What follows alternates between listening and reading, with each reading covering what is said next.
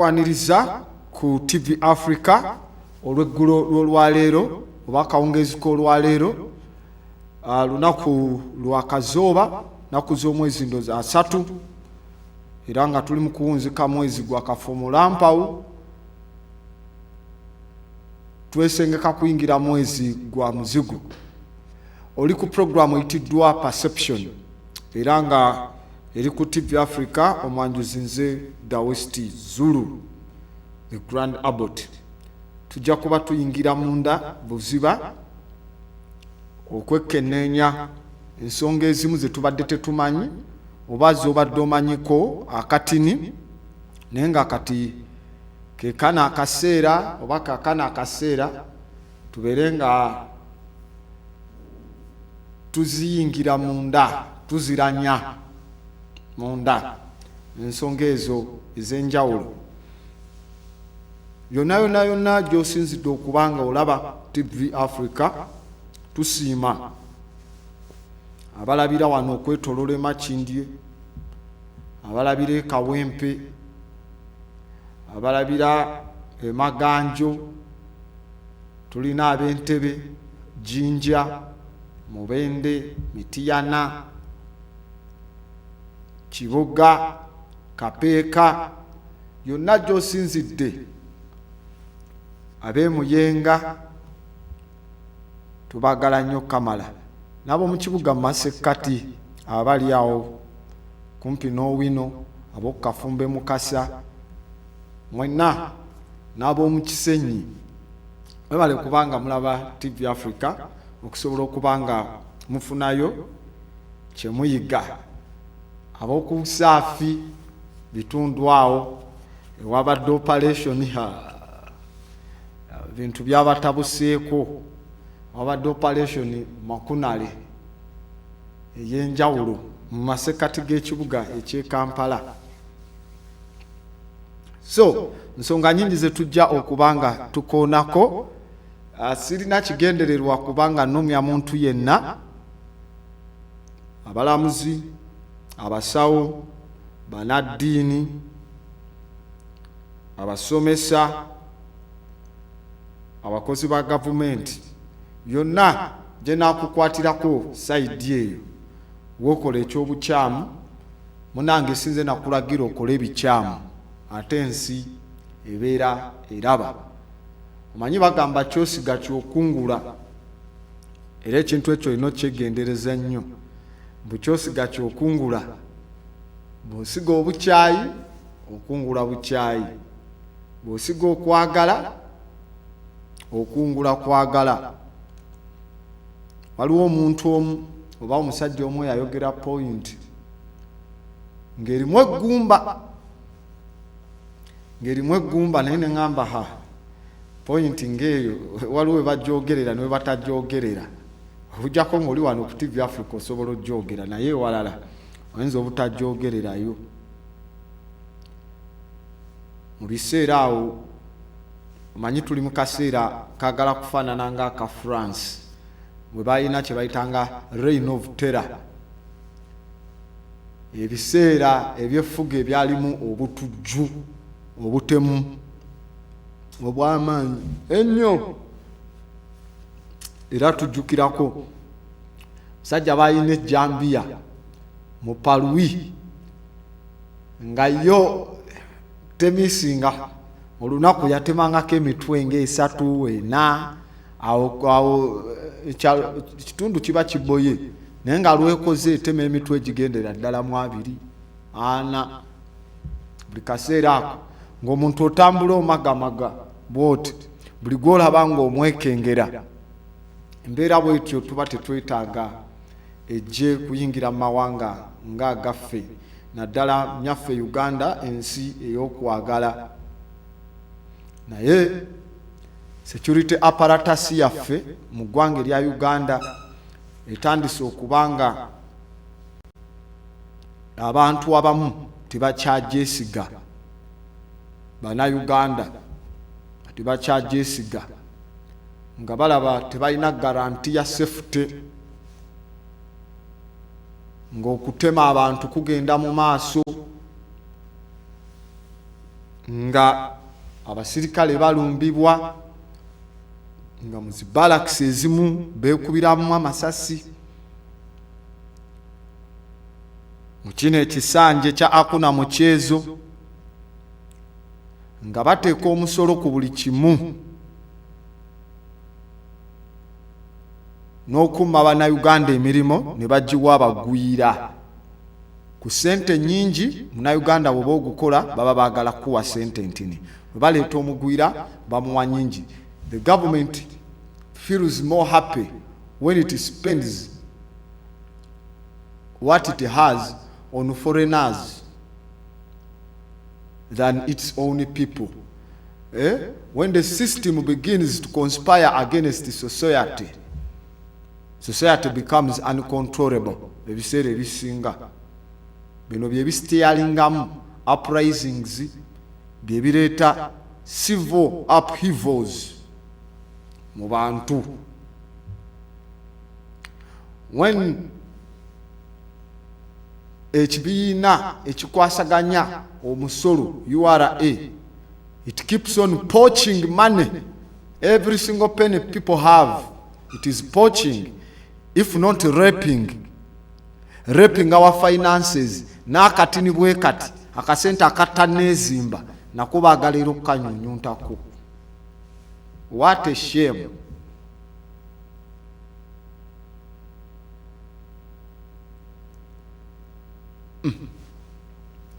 Bintu bino biba bizibu. Abamanyi mu Kagavu ku luguudo lw'Emityana, mu Kagavu oyitewo gende ewa Mutaka Walumbe wali Ettanda. Mu Kagavu otuuka waliwo ekkubo erikwata erigenda ow'omukulu Besweri Mulondo. Naye abantu abaaliwo mu biseera ebyo abagamba musajja yatunda Federo, ekintu kyasigala ku linnya lye n'abamuvaamu mu ntumbwe ze ebbanga lyonna. Kati mmwe temulowooza nti bye mukola tebijja kubagendako. Bijja bagendako. Okitegeera? Sirabangayo okusonyiwa kuba kulungi, naye osonyiye mu mbeera ki? Mbeera ki? Ne levo y'obuvune gwe basonyiwa yateekako levo ya buvune butya. Enkovu ze yaleka tezineezimba zikyayulika. Ebiseera ebisinga tasonyiibwa.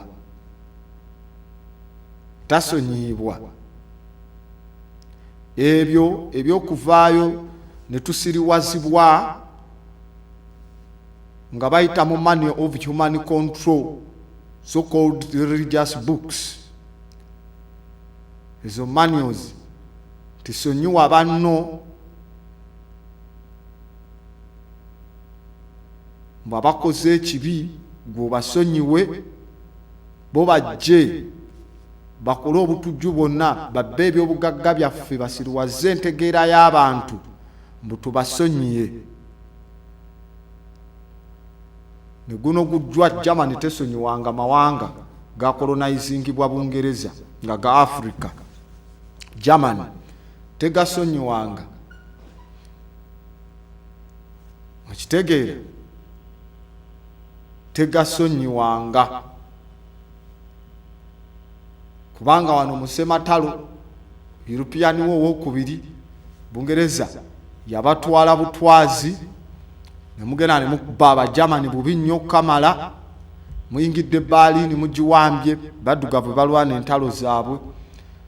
Olumaze bawamba amatwale gonna Germany ge yayina wano erya Tanzania, Namibia wa gonna Bungereza negeddiza era nereetamu abaddugavu ne mukuba abaali basigaddewo bakolonial master Abajamani.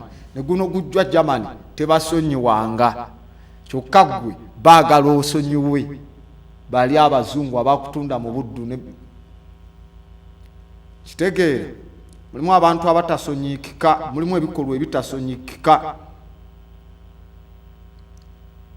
Waliwo omukulu omu yagamba nti oyo naafudde na bulungi yalina gwe yali ayogerako gwe sijja kwogera linnya anaapiikinga mukulu yali alina gwayogerako n'agamba tafiiridde mu bulumi buli ye bwe yakola ng'aduumidde abayeekera ba ADF ne bajja ne bookya abaana b'ekicwamba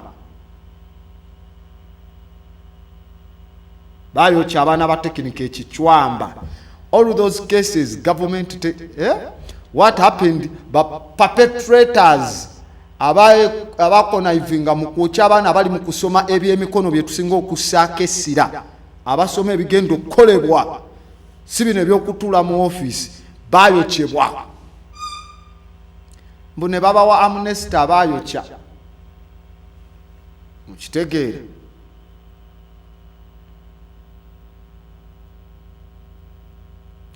Banamawulire aboogerako akatini bwe kati gavumenti yakyayira ddala, that is eryo tteeka era mukimanyi mu media law eyo article ya 26, 27, 29 teziriyo ku munnamawulire.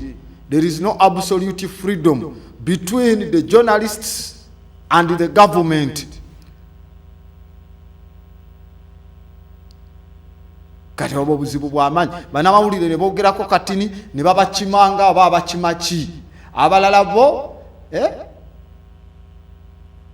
can you imagine wali olabye wano engeri gavumenti gyeyisaamu n'ebitongole byayo ebyokwerinda gyeyisaamu ng'ekutte bannamawulire abamu ne babatomera n'emmotoka eza poliisi ne bakubwa emiggo mingi okukamala ne bamuyisa bubi nnyo ate ng'ali mu kuinforminga society.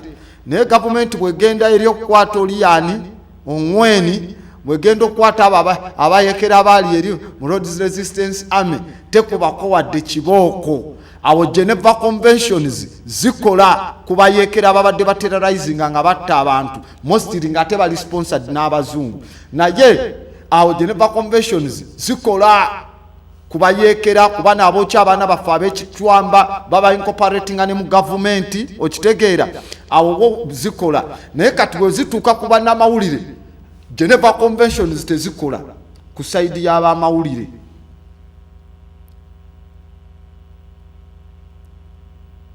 Buzibu bw'amaanyi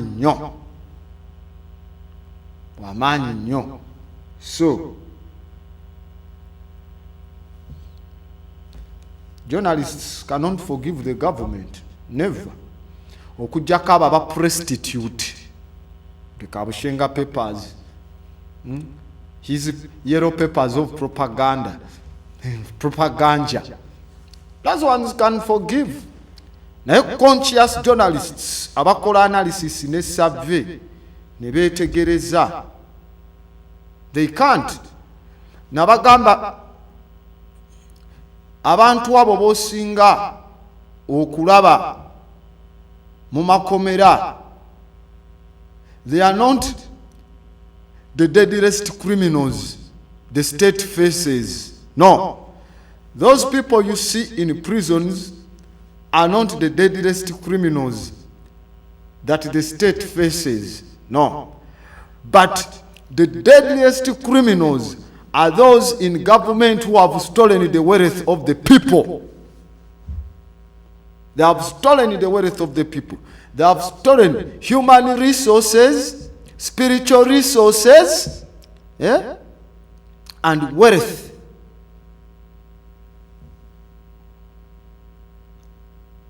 Ne babawaayo otusente bwe tuti ne balyoka bagamba katuteese GMO bazireete bwana abantu bazirye.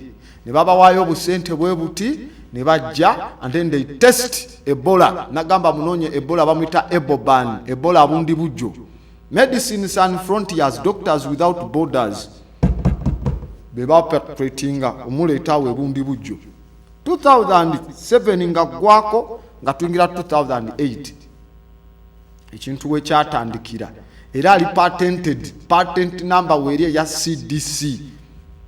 It's a biological weapon ya gavumenti ya America wansi wa Department of Defense DOD. Naye lwakuba babayo wana abakulu be bawaayo obusente obutini ne baga tugenda yingira nga bwa tourists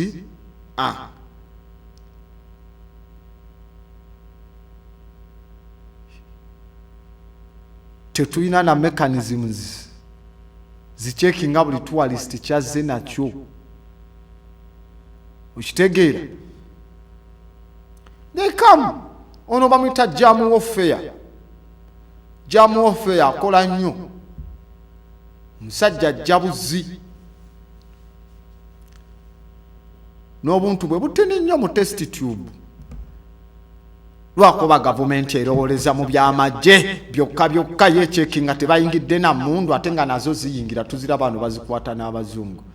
Byo byefa ebisigadde ebyetabu nti emundu esobola okugwamu amasasi ne banoonya okugagula ne gabula. Naye Ebola teyetaaga kulodinga amasasi ava kwono bano ne baziika ne bagira bakkiriza agenda okuleeta obulwadde obuli self refueling okuyingira ne balemesa oli omulala alina kye tusobola okwa-identifyinga. Problems amaanyi ng'ekibiina ekya Uganda National Bureau of Standards oba standards nga kifulumya nti ebisinga ku Uganda bye tukozesa bya bicupuli nga bicupuli bifu tebituukagana na mutindo. Tuba tuli mu ambulance mwennyini nga n'eddwaliro gye batutwala teriyo ddagala. Ojjukira programu yange eyo is Uganda State or an Ambulance gye badduse egende ku ddwaliro nga tewaliyo nayo ddagala. Kiba kya tabu nnyo. Kati aba National Bureau of Standards okufulumya nti ebintu ebisinga kumpi 60% Uganda byekozesa bicupuli. The better way ekwatagane ne forces zaffe kubanga be bagenda abachekinga buli wamu webiri bakwata ababireeta simple. Chovola baffe tulina moto yaffe don't show me, don't tell me, show me. Toyasama kuŋŋamba ndaga. Kati we yaweereza lipooti ekyo ne kikola ki? Ne kiyitawo ekisaawe ky'ennyonyi bakyeguzizza bannayuganda bafuluuta National Airport, International Airport.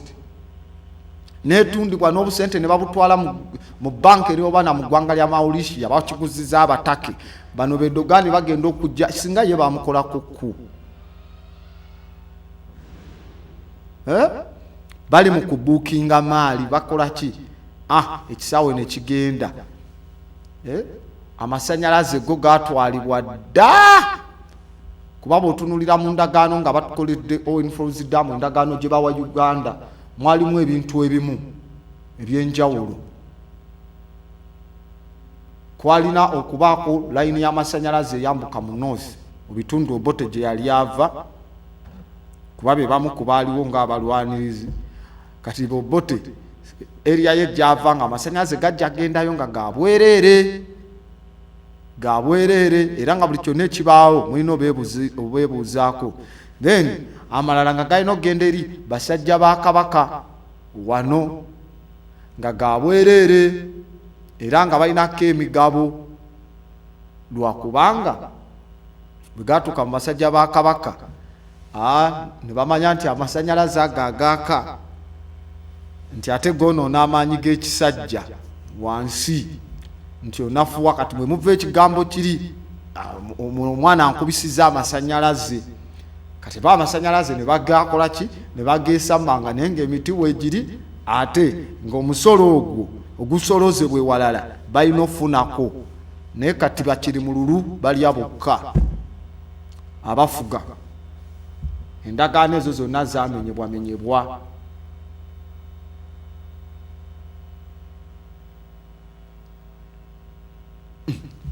So buba buzibu bwa tabu nnyo era advancing to a state or stage of uniformity sigirabawo kati ng'abantu baffe bakyalowooza bwe bati nga tulina abali mu ofiisi, buli ajja mu ofiisi ayagala jjabbe, buli ajja mu ofiisi ajjabbe atwale, ng'okweyagaliza kungi. Kati twawulira wano ku bano abaana baffe bambi abagenda obubaka omupiira aba netball, engatto ze baabawa teziri ku mutindo, otuuka eri zijja seerera n'embeera y'obudde tezijja kukola ku biri ebisaawe kwe babakira. Abategesi ne bagamba naye wano waliwo basponsa, kuba sponsa oyambala engatto ye alabako akabonero n'agamba engatto zange ze bakiddemu, oba Nike oba Adidas oba Fubu zonna. Kati ne babagamba mugende mu sitowa mwejjiremu engatto. Abaana baffe bano ba Peace Proscovia ababasi abasufu ne bagenda ne beefunira engatto kubwerere okuva mu basponsa abali batadde sente mu common poverty, so called common wealth, mu biseera eri ebya Gold Coast mu Australia. Olwamala okubaka engatto ne bajja wano e Kampala nga bakomyewo, mbu association efuga netball mu ggwanga lye Uganda ne bagamba engatto muzireete.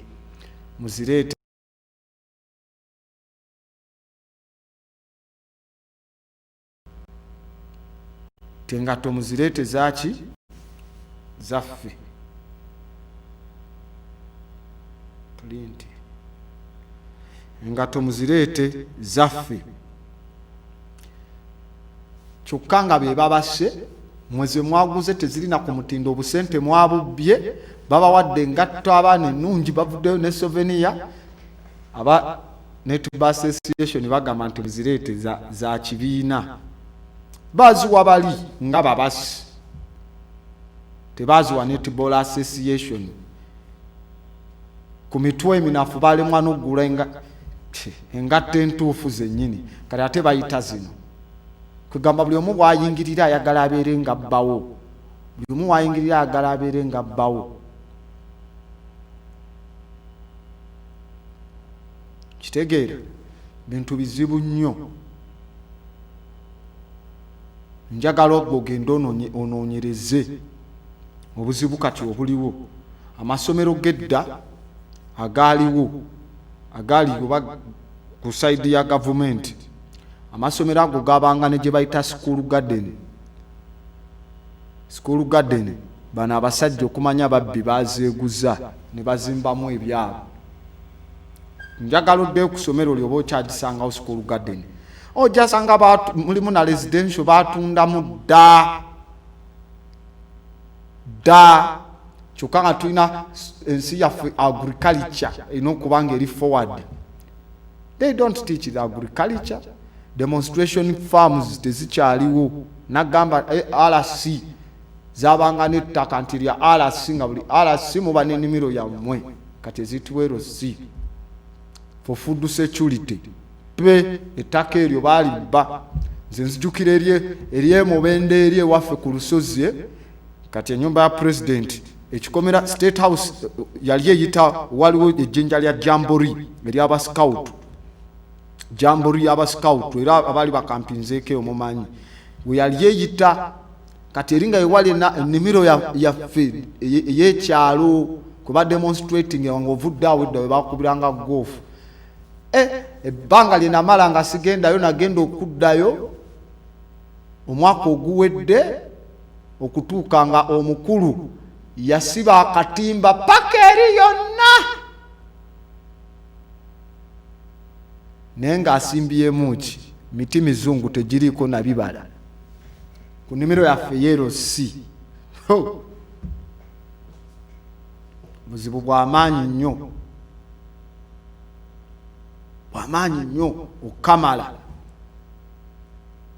togenda wala nnyo. We wali wakulira mu district ezo ezasookawo ezo zetumanyi, tetugenda wala ze twawandiika nga ffe 32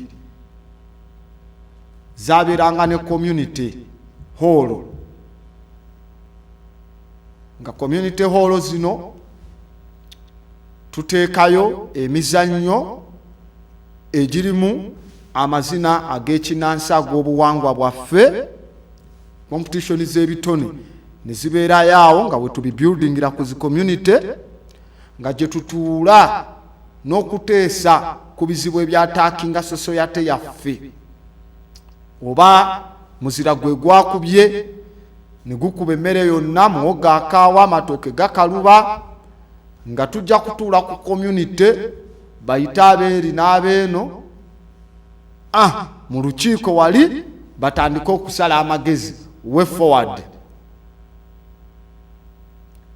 Bizimbe bya community babiguza babiteekamu makiraabu, endala ne bazifuula holo za biduula zikola kiro. Community ezo zabangamu ebitabo ne tuwandika solutions zaffe neki byonna. So there is no advancing to uniformity. Wegendereza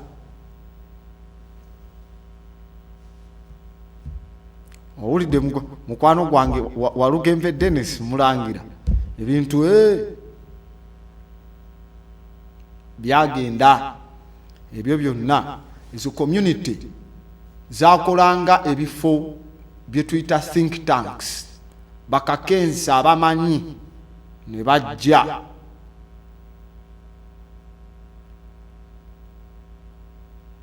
era zatuyambanga nnyo nako okuŋŋaana ku ggwanga mujje, saagala agalamidde nga zikubwa, naye kati ne bw'ogikuba abaana tebamanyi ŋŋoma ezo eza saagala agalamidde bwe zivuga, tebamanyi ngeri gye zivugamu, ngeri gye zikubwa. Gwanga mujje beetegeeza ki? Tebikyaliwo. Kati we are losing touch with reality. Psychosis. Ate bizze bifa okuvaawo mu 97, 98, 90 what? Abantu nga muba n'oluzzi lwammwe olw'amazzi ag'ensulo agava mu jjinja obulungi, nga mugogola oluzzi lwammwe ne muteekako wali kitengejja akuma amazzi nga gali clean n'okuggyako obuwuka, enkoma wano nga weeziri bulungi we gakulukutira, oba ag'omudumo we gakulukutira.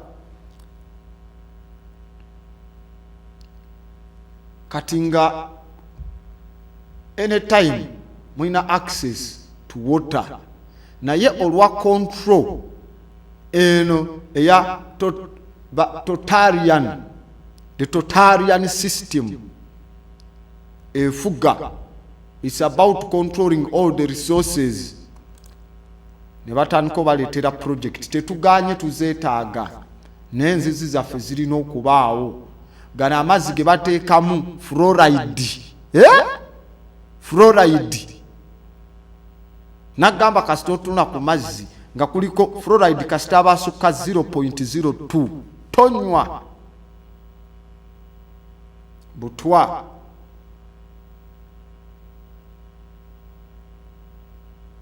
Buba butwa bw'amaanyi okukamala. Kati they sell the poison. Your water has been interfered with. Babakoleraga piping with horrible chemicals ze basuulamu. One, to control your health. Ekyokubiri, kubeera nga they tax you. Bakujjako omusolo, bw'okima wali eri ag'okuluzi omusolo tegubaawo. Kati nno omusolo kale gutwalibwe gukolebwemu ebyetaagisa, naye ku gakondo, these economic vampires, buzibu bw'amaanyi. So that's how ebintu batandise okubeera nga bakola ki, babiyingiramu. Community halls bazijjawo muleme kulowooza, school gardens ne zivaawo muleme ku practicing agriculture, kumanya mmere mulimu abagala controlling emmere beba importing ya muchere beba kola ki nayo ne ba sabotaginga mukitegeera your water was interfered with ne bagateka oli ya controllinga oba kuluno munaaba nago oba temube nago yasalawo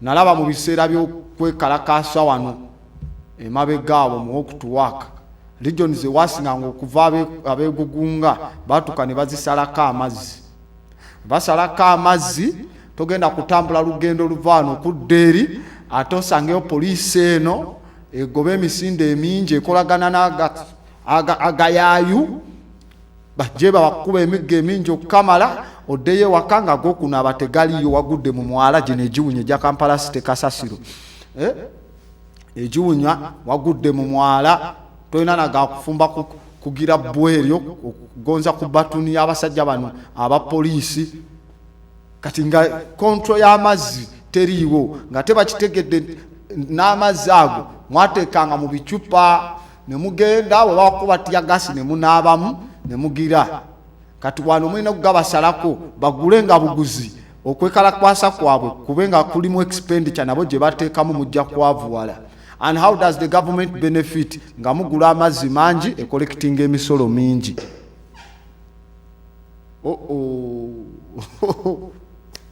It's a pity. It's a pity.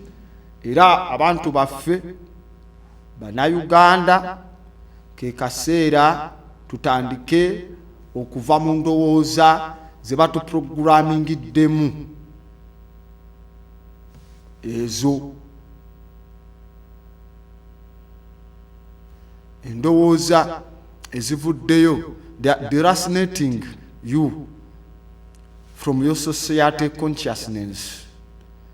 Your intellectual capacity has been sabotaged by the state and the regime. Your way of thinking, politics, golowooza, mufu.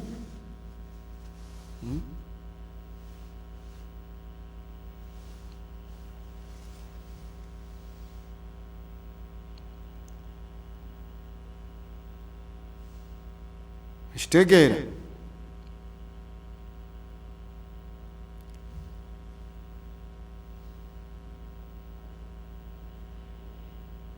politics is a war without blood,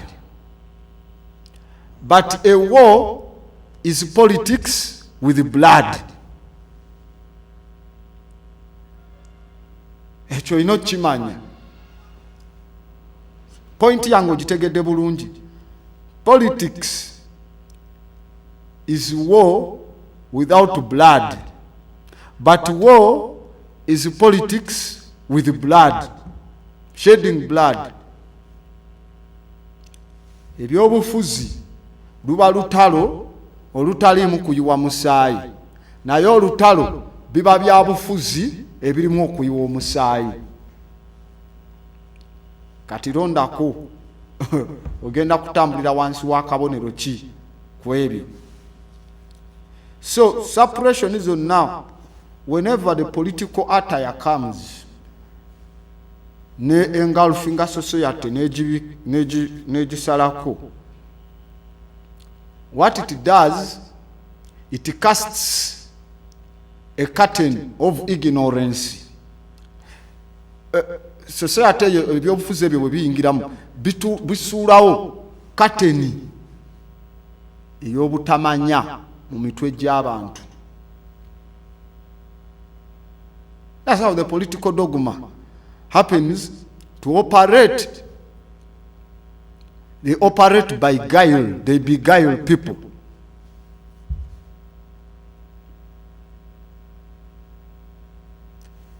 Cut from there, everything nekibeera nga kiri confused. Kyekyo kye bayita democracy, democraziness. demonstrating craziness, democracy. Definition ya democracy, a country to be democratic. Europe bwetu bwekikola ki bwekidefininga nti for any state ogiyita nti eri democratic walina okubaayo oludda opposinga government weba etandise leero weba teyinaayo opposinga, it's not a democratic government. So most of the times the sitting government, to be called a democratic government, it creates the opposition to confuse people. Kati, how dare do you have opposition before even a government has operated for any period of time? It doesn't add up. It doesn't techikola makulu. Yeah, your definition yabo. Democracy why not kubawo government nga waliwo n'agiwakanya byekola kekyo bayita democracy, demonstrating craziness, confusing many people. Mukitegeera?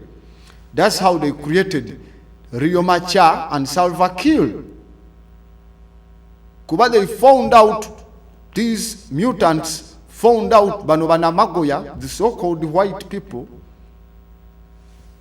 bagenda okulaba nga singa all the Sudanese people, they agree, these people are not going to suckle anything from the oils that flow underneath Juba. But what they had to do was to sink their proboscis and their nose, ne banyikaga nyindo gaabwe n'ebimwa byabwe mu well-being y'abantu. Then they put a tribal divide. Ono ne bamuaminga nebira bamugamba manyi mujjeeko oli tujjagira ono ne bamugamba katukunyweze. Kati this kind of division, ono ali eno n'ono ali eno, bano beereetanga abazze okolawo peacekeeping mission nga olaba AMISOM mu Somalia, nga olaba MONUSCO mu Congo. Kati awe walikewo suwe nyini nga olaba kati akatundu ka beyi. It was stolen by UN. Akatundu akasingamu amafuta bakampinga ntwe kabaka bakyankalanya tukakazetinze just kusembera katimba ka UN bakukubirawo amasasi eri mu abeyi. Conflict of interest babagala. So it's a lot of trouble mungi nnyo. Naye ate politics wamwe mumujje mu bulamu bw'abantu mumujje okubeera nga abantu bafuukanga experiments. What a coincidence. Mulimu ebintu by'olina okwewuunya ojja bimanya olikitegera luvannyuma naye ng'obadde olina okimanyirawo. What a coincidence. Njagala okyebuuze. Gavumenti egabye obutimba. Tebakubulidde dona yaani. Egabye obutimba ne babuleeta. Bamaze okugaba obutimba ku musujja gw'ensiri. Tulonkinga wano olunaku lw'omusujja gw'ensiri ku palamenti. Kati tulaba Commissioner wa Bungereza, tulaba Deborah Maraka, bana bava mu mawanga agaba globalists, baddayi hadi ba population control. Ndaba bonna beetolodde weebali.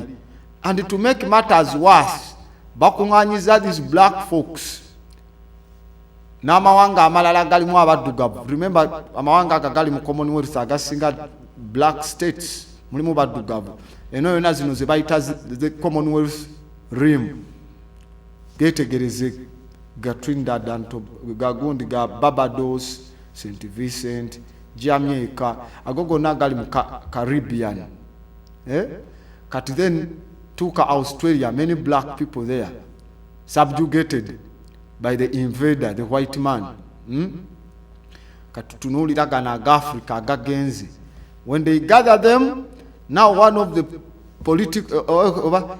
the population diehards, Bill Gates ne Melinda Gates, ne beeyama tugenda kuleeta billion 4 mu kureducinga malaria era n'ensiri.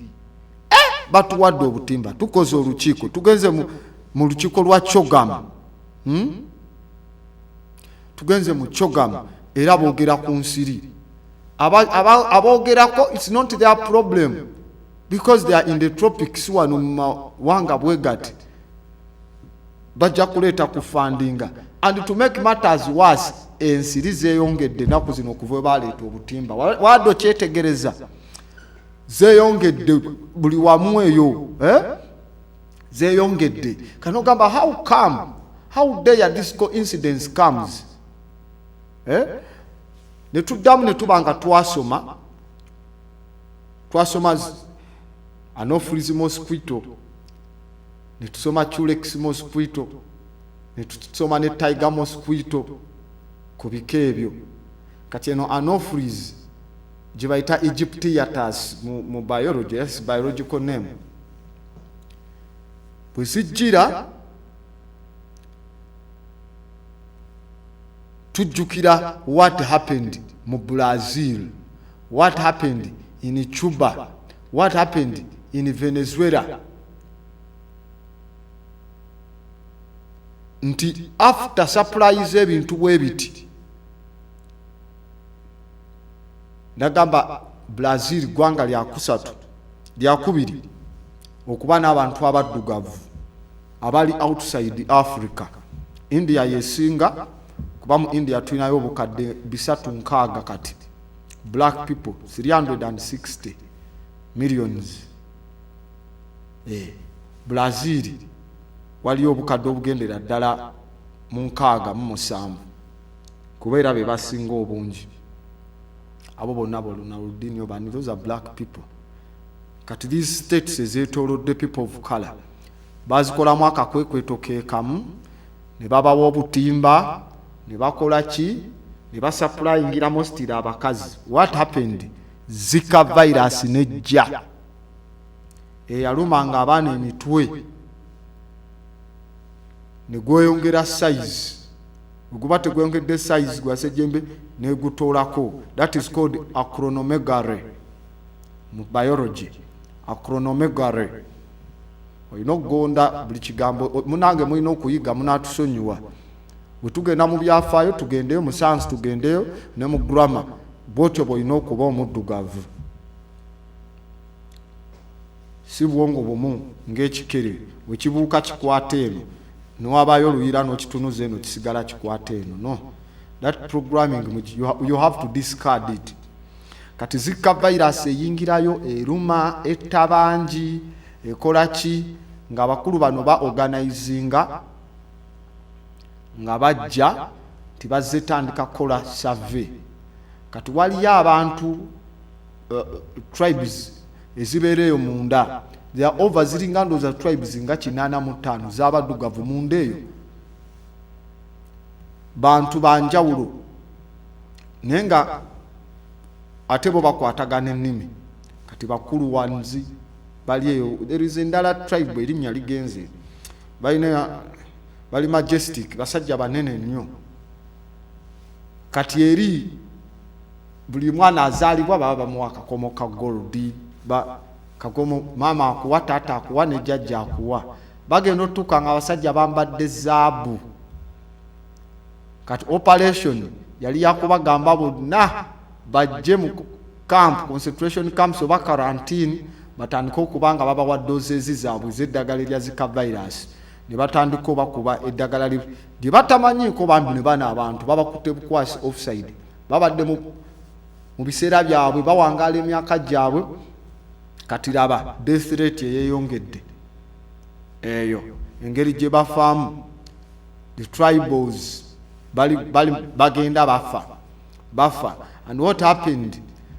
Mukuleetawo nti they have a study center kuba basomera, batwala diamond gold waabwe era ojjukirawo mu Amazon n'omuliro gwe baakumamu ne bamanya nti zino tribe we ziri babeera ne ritual oba enkuŋŋaana zaabwe nga ffe wano boolaba abatera okuŋŋaanira ku lusozi buli lunaku olusooka mu mwezi wabayo abalangira n'abambejja eno ku lusozi waggulu. Kati ojja kusanga ffe tetuli balangira n'abambejja wabula tugendayo ng'emikwano gy'abalangira tebagaana. Kati ne bamanya nti bakuŋŋaana we bati. Kati we bamanya nti bakifu bakuŋŋaana ne bakola rituals bwe ziti nga basinza ensinzo eyaabwe, ne bajja ne babasuulamu phosphorus bomb ezo Israeli ze yakubisanga ki Abapalestine eba ya nsaano olukutuukako ng'ekwata omuliro, ne bagamba ekibira kikoze eki kiyidde. Era ebintu bwe biti ebimu olaba ne Joseph Dilma mukolako ku yali atandise otegeera programu bwe ziti ne bamu impeachinga.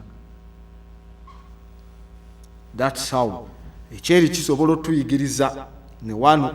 So kyenkugambye ensiri ne ziba nga zeeyongedde wano, ekitabaddeewo nnyo kati zeeyongeredde ddala. Nkugambye kuva bwe baleeta obutimba ne balangirira n'okulwanyisa ze. Ekisinga okuneewuunyisa kiri kimu, wabula bantu mmwe muzuukuke. Ensiri egambibwa okutuleetera omusujja bagiyita female anopheles mosquito eba infected. Si buli nsiri nkazi yonna, wabula ensiri ey'ekika ekya anopheles enkazi nga ndwadde tiyejja n'ekusiiga omusujja ogwaki ogwa malaria. Ensiri nga zirumye bantu era tuwulira yalwadde omusujja. Kyokka si kyekika kyokka kye tulina. Kati ziri endala zitayiga mosquito, ate zo zireeta kye bayita elephantiasis, enjovu. Naye bameka boolaba n'enjovu? Kyogamba zino ez'omusujja ze zisinga obungi, zisinga population ku ziri ezirwaza enjovu, oba ezirwaza enjovu zo teziruma abantu. Singa abalwi b'eddalu betulaba basula weebweru ewali n'ebizizi, singa tubalaba bonna bazimbye enjovu, kubanga ensiri ezo baba tebalumiddwa infected female anopheles. Ate ziri zo terina kuba nti eri infected nti kasiteekuluma ng'ofunirawo enjovu. Munnayuganda bameka bomanyi ayewammwe abalwadde enjovu? Owulire na bameka abalwadde omusujja? What is the system? Nagamba oddeyo ku project eya 1994 what happened in Entere.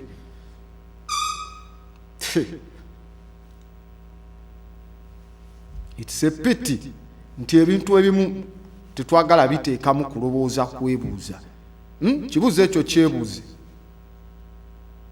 Question yourself.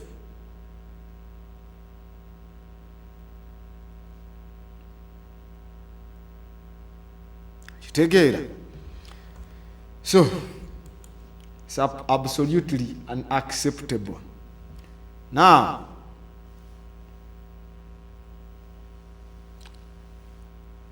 obwongo engeri gye bagenze nga babuprogramminga baagala you think the way how they want you to think. Si gwe bw'olina okwerowooleza. Kati when you add these toxins, political toxins, and religious poison and psychopathology and the miseducation, no we got the one, we are on our way. That is a heavy word, kanchireke ekyo kyandibadde kigambo kizito. It will offend you, kanchireke, naye just know waba tewali mulamwa. Mukitegeere? Gino emisolo gye muteeka mu kusoma egisukkulumye okuligestalinga ebigezo bya P7 ne muzitwala oba mu 3 emeka.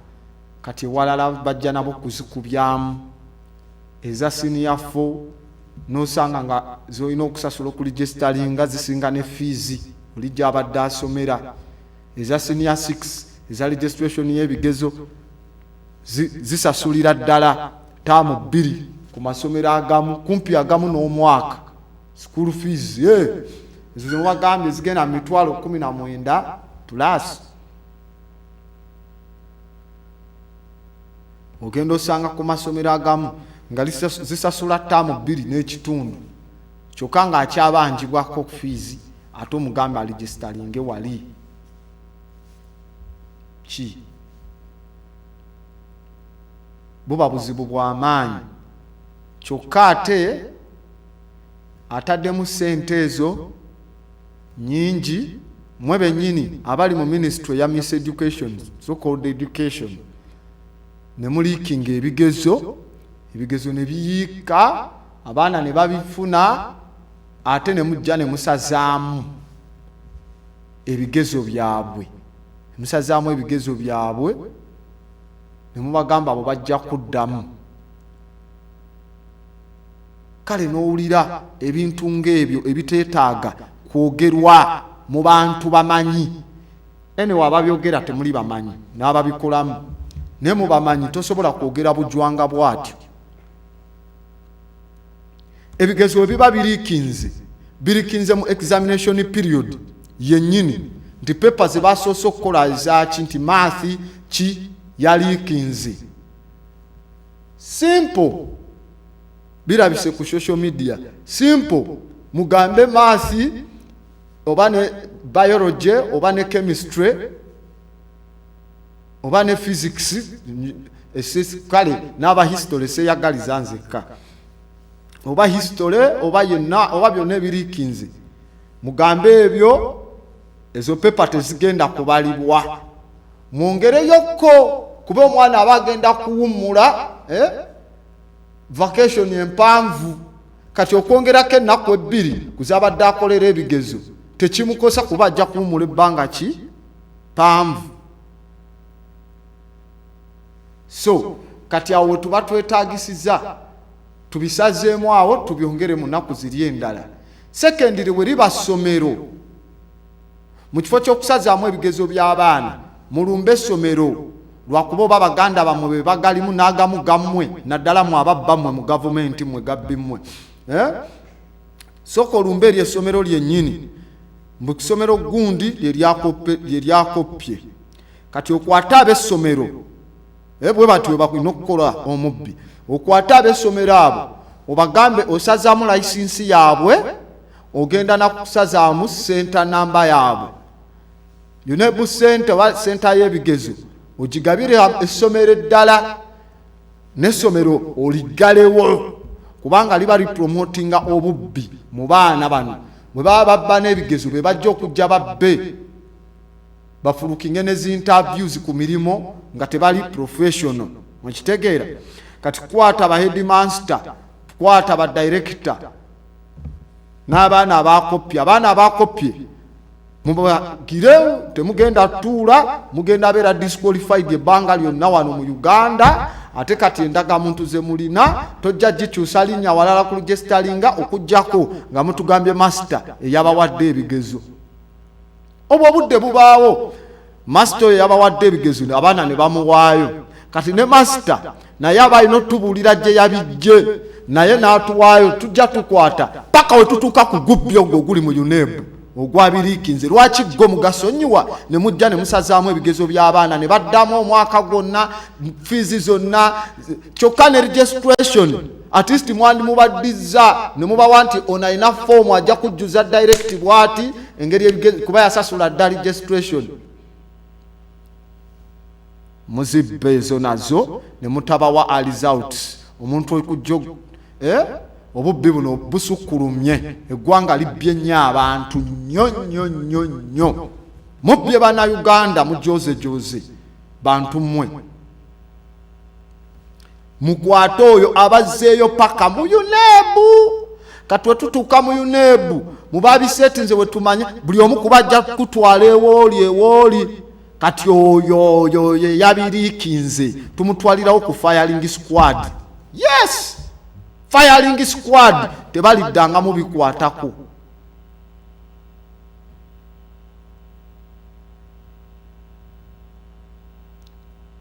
munnamawulire asomesa ebikuzimba abantu eggwanga ye naakubwa emiggo mingi n'ayisibwa bitya ne bamusika buli waluma wonna ne bababuzaawo mu location ezitamanyikiddwa naye oli awaddeyo ebigezo okudongowaza generation eddako mu bali b'abakozi ba gavumenti ne babulweka ne lutaayaaya.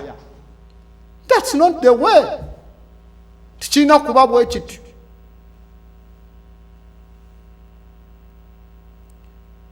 Solutions weziri kitegeere. Solutions weziri naye mmwe mugambye ebigezo byaliikinze byabbiddwa byagenze ku social media era nga mukyalinda nti tujja kwogera lwe tubikutte nga tumaakinga.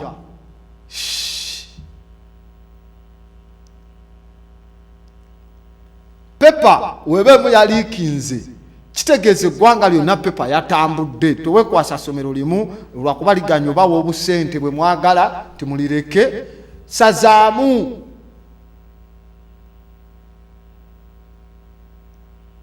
Sazaamu. Mukulu Mugabe yakikolako bulungi nnyo. Wagenda ne waliikingawo ekigezo ne beemulugunyamu nti kirabika kikoze eki.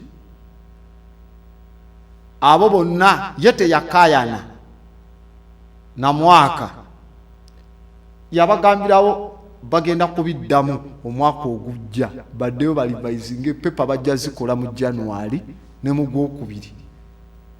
Ezimaakinga weeziri basasula dda oba balina okubazaamu obikola.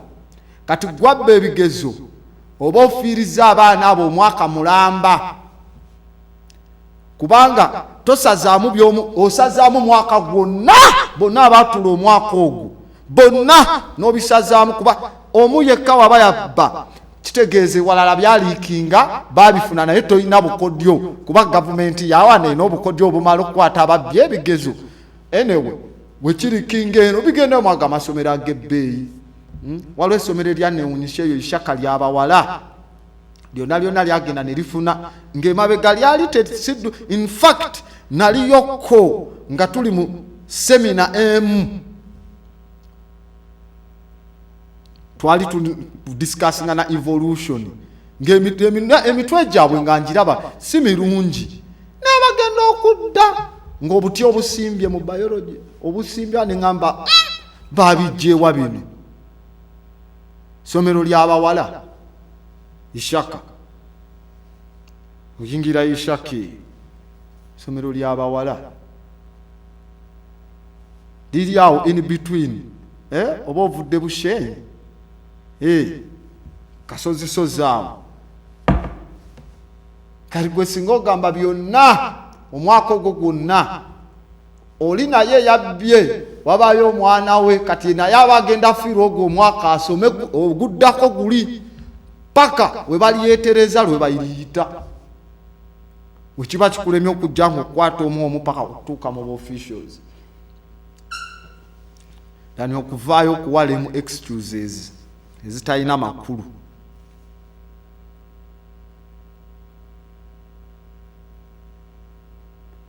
Tetubalaba mu courts of law kubanga judgment zirina kukolebwa courts of law, kooti z'amateeka.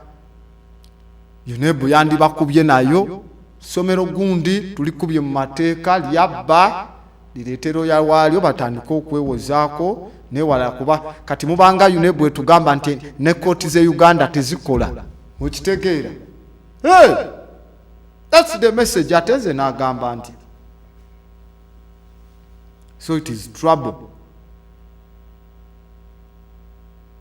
Obuzibu bw'amaanyi nnyo okamala. Era kino gyonna emisolo gye bateekako gye bongezaako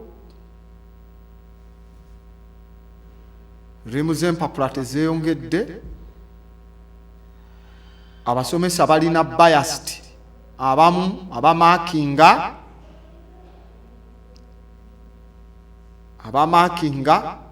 abamu bali biased bava mu masomero gamu na gamu ge bakwataganamu ewalala temujjaayo n'engeri gye mulonda abagenda okumakinga ebigezo si nnuŋŋamu mu UNEB kyokka ng'ekigambo kiri Uganda National Examination Board. Gavumenti webeegaba emirimu erina okwadvertisinga negamba abasomesa abasobola omakinga bwe muti muteeke application zammwe tulondemu abajjogira. Temukikola criteria gye mulondesa tetugimanyi, mulonde oba bali makinga gammwe bulungi kuba amasomero mwagateekamu obusuubuzi. Kati the education system is rotten. Is rotten completely. Bajja wano tubalabanga wano bajja nnoonya emirimu. Nina n'omukisa waliwo abalina n'omukisa bensomesezzaako abazi yunivasite ez'enjawulo. Mumanye ensomesa yange n'abokutivya ensomesa ndoza mugimanyi era yeno gye tulimu. Naye nga bambi olabira ddala nga ssente yunivasite yabba ezibbye bubbi oba n'egyasomedde zibbiddwa bubbi nga yeetaaga okusuubinga amasomero gano okumumisa educatinga.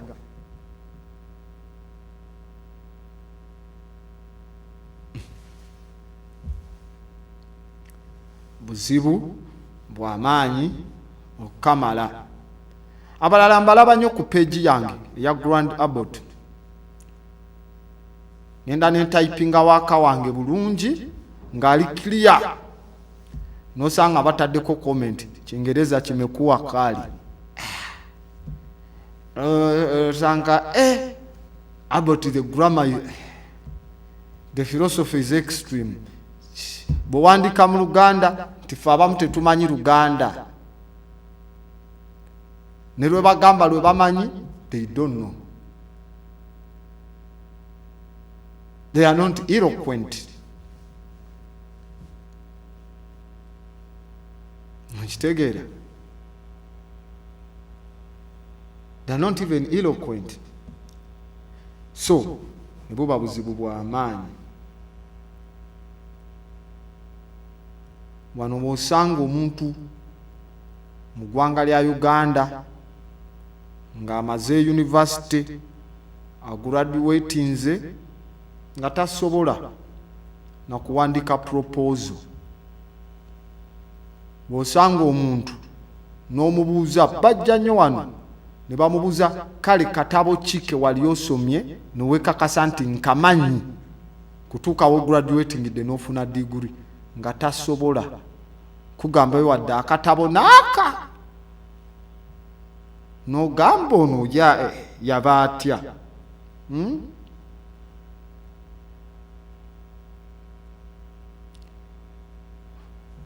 Okwalifyinga obulungi fe aba African metaphysics abamagezi ga Africa ag'omusono olina kusooka kubanga omanyi ebitabo 100 ng'obikwotinga okwotinga page eno n'ogenda eno neyakiwandika nga buli wamu w'omugamba awo ekyo oba tokiyina.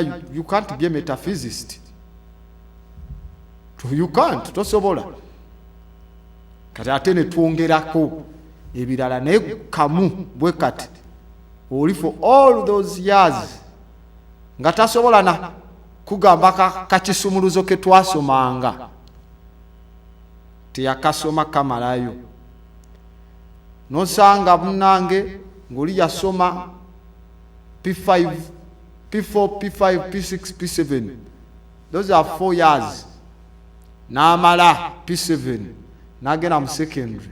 Naye ng'akatabo ka Nairo English course ffe gye twasomanga nga teyakasoma konna kamalayo.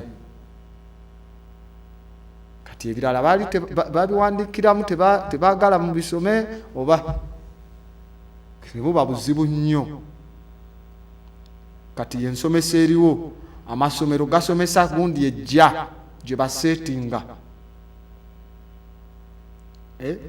N'olulala ngamba namba ya genetics eyo erina okubaayo.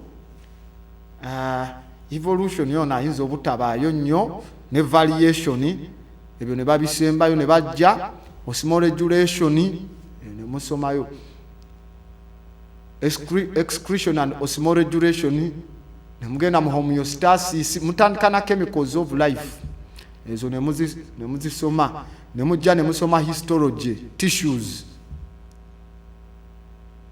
aje musomera zi tissues ezo zi alveolar tissue musoma zi chondroblasts ne musoma zi matrix eyo je musoma zi ligament zonna bamanye zo histology ajja ne bajja ewamu kati ne bajja nga babuukawo kati tusanga essomero nga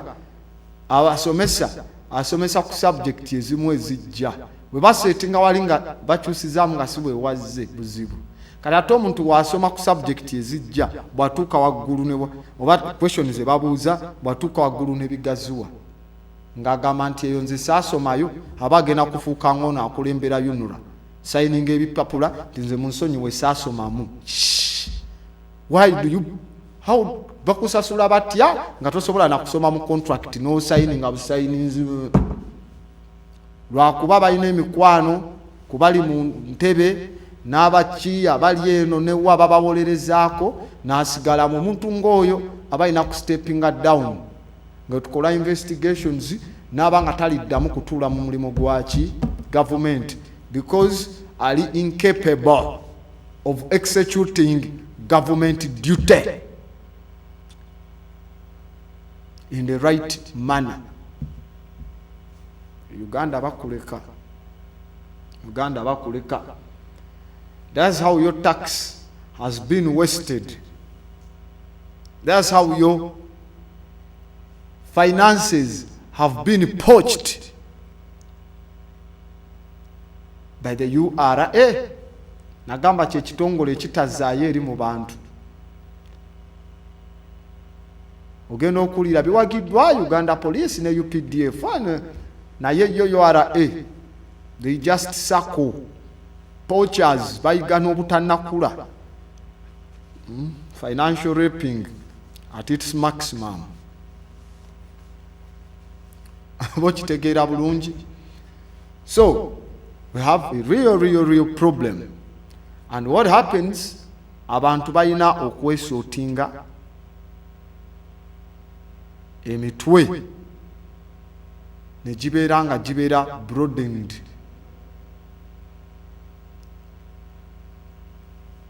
Twekeneenye n'okusoma okwetaaga okulala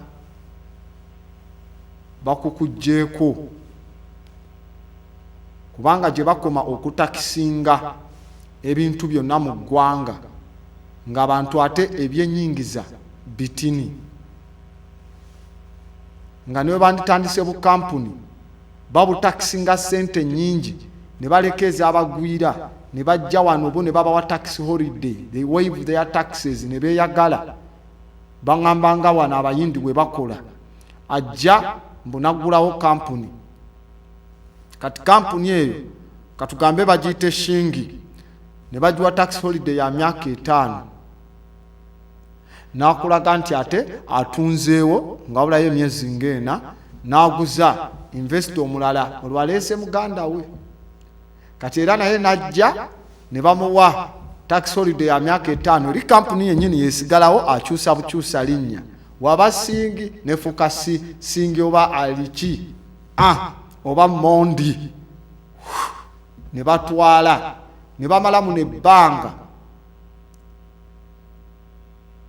nga tebasasudde emisolo nga Field Marshal yavaawo nga abagobye because he saw these people are mean, they are economic hitmen, they are vampires on the economy of Uganda.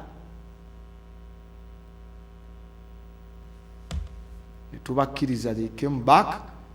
Ekisinga okuneewunyisa we bakomawo n'ebyapa ne babaddiza ebyapa mu nsi etali yaabwe ate nga tebarespectinga mukozi wa wano nga polisi ebadifendinga ojjukira wano ku biseera by'ebikajjo bya metto oba awo ebyamabira abaasibibwa ne kati bakyaliyo, naye eri abayindi bwe bayisaamu mu byabaddugavu teryayogera, tebagaba life insurance ku be bakozesa wano, bayibedinga NSSF ne babaleka ne beeyagala nga ssente bazikwata ne baziteeka mu Bank of India nezizaayo eri, tezisooka na kusatulatinga wano, baddayo eri profit ne zimukolera eri omulala ne zitambula mu eri, taking away money from the economy of Uganda.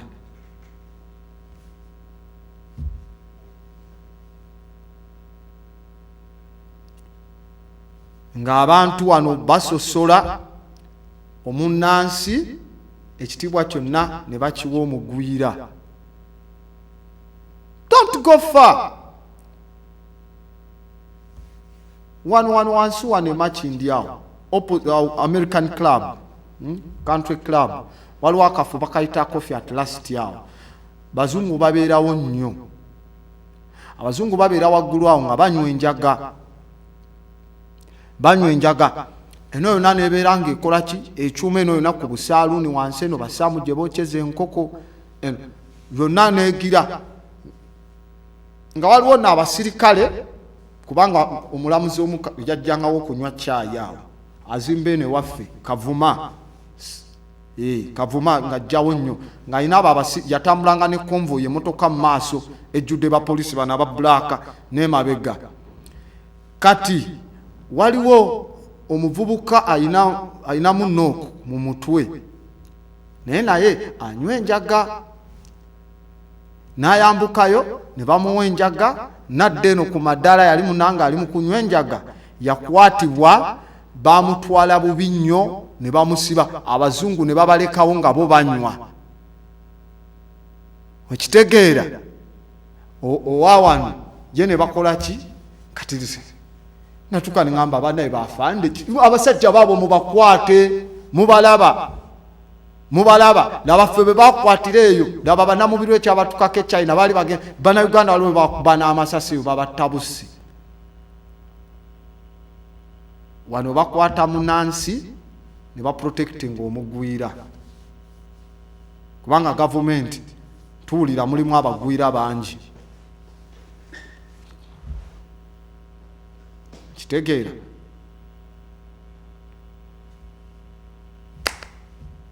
ndi Munnayuganda ate bunankola ki? Ekyo tekinzijako Bunnayuganda bwange.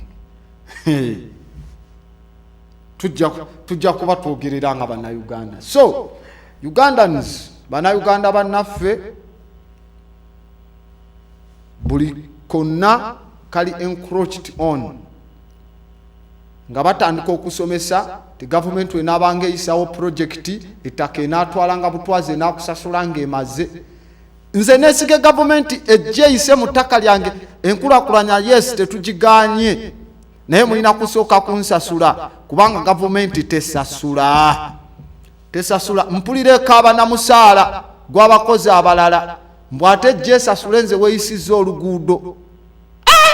Kweri ekyo kijja tutunuulire bameka bawangudde gavumenti emisango mu kooti, bameka be yali esasudde nga gigudde ne mu kooti neragira gavumenti esasule, tesasula. Kati nze ate njeesige nti kale naasooka nga yisawo projekiti yaayo mbwate eryoka ejje esasule. Banaye mudongowaza abantu baffe, mujja kusasula, mulimba mujja kusasula nga tetulemesa nkulaakulana, naye mujjanga kusasula, musooke mugule, mutole kwezo ezinaakola oluguudo mugule, mukoleko kilometers endala, mulinde endala mulirumaliriza, naye nga abantu basasuddwa.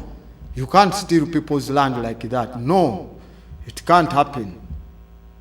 Kati ate nowulira engeri gye bakolamu, kati balangiridde baagala wagazi, kati batandise okulanga nti bwe banaaba gavumenti eyisaawo oluguudo eyagala meters 7 ez'obugazi bwe ziti ekisaawe ky'omupiira kiri ku 100 oba okibuzaayo 3 gokka obugazi olwo oluguudo namabaki Uganda lwebegendo zimba oluba luyise oluba lutwala emotoka nga 50 emotoka nga 50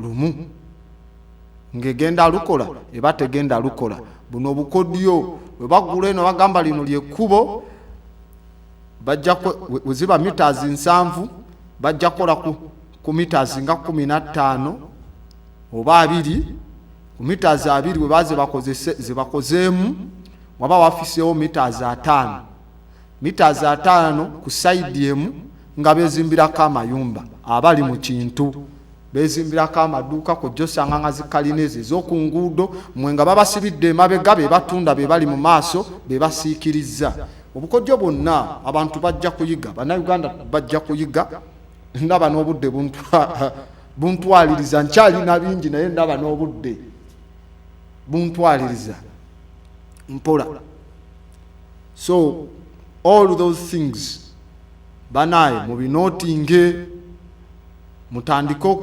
okutegeera kuno okwebaka kwetwebase kugenda leka Africa eri bubi omuntu gwe tumanyi owaffe wajja n'atukolera bw'ati ate olwo oli ajja ne intention etakwagalirira naddala na mulangi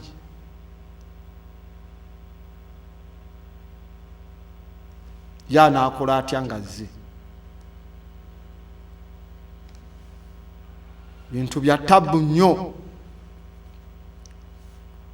okusosola okwo kwa tabu nnyo kiboka ekaabira wansi eyo mu ntobazi okukwatira mu ntobazi neema yekyasinza okukuba emiggo bajja n'amagye okukwatira mu ntobazi mulimu abantu nga baabamenya nga wano bajja ne bamenya akatale kaffe Makindye ne basenda ab'enaggulu ne basendawa abantu ne banoonya we benyiganyiga buildingirawo basurvivinge bafune engeri gye banajja ewalala ne bakubwa emiggo emingi okukamala tebakkirizibwayo ekisinga waliwo wenalaba bwe bakuula emmere sajja kasooli waabwe akuze bamulinda n'atuuka nga akuze yenayina ne bajja ne bamusaawa ne batemaatema butemeeteme tuli mu kukaaba olwo no mu ebiseera bye twakaabanga enjala ng'etta abantu esingiro etta abantu mu north emmere ebuze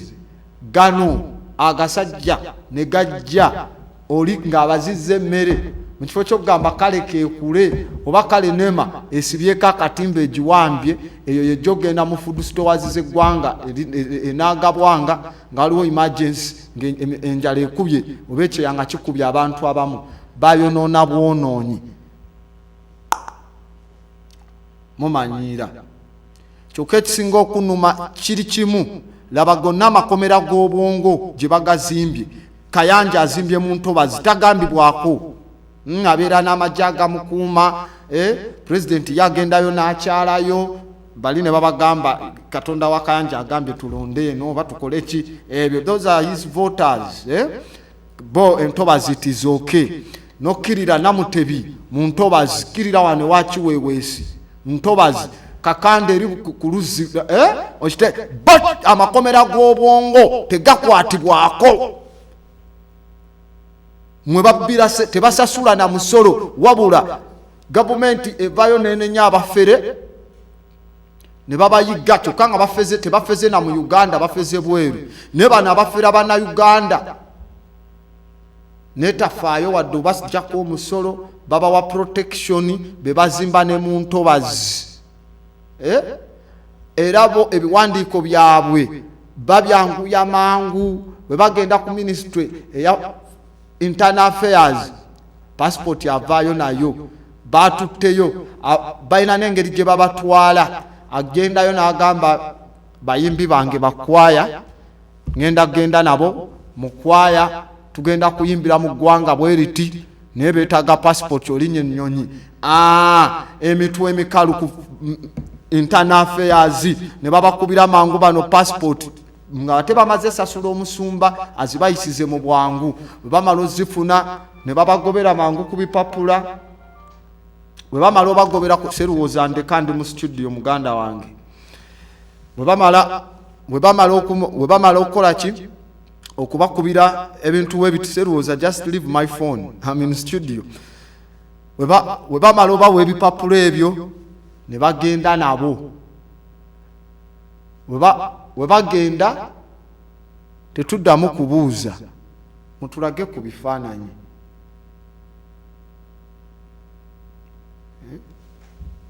tebaddamu kubuuza mutulage ku bifaananyi kwaya yamwe gye yabadde gye yayimbye biriwa ebyo tebibaawo tebaddamu kunoonya n'aleeta n'abalala ne batabuuza nga ate kwaya eyo luli wagikimira n'aleeta n'abalala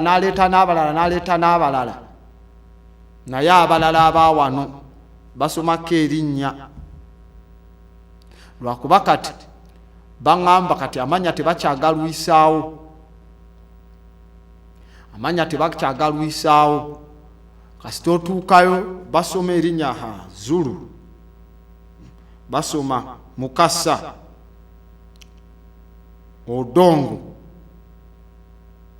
ne bakubuuza ogenda mu nsi ki